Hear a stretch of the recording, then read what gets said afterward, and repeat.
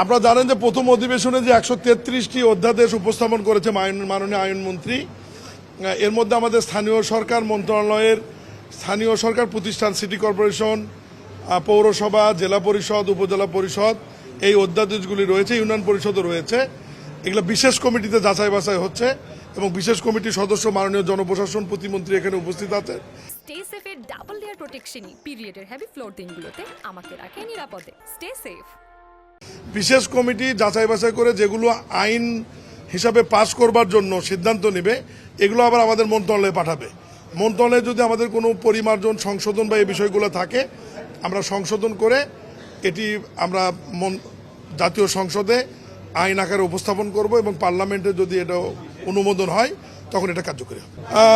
এটা কোনো চূড়ান্ত হয়নি, তবে আমি যেটা ব্যক্তিগতভাবে মনে করি যে স্থানীয় সরকারের নির্বাচন দলীয় প্রতীকে হওয়া উচিত না।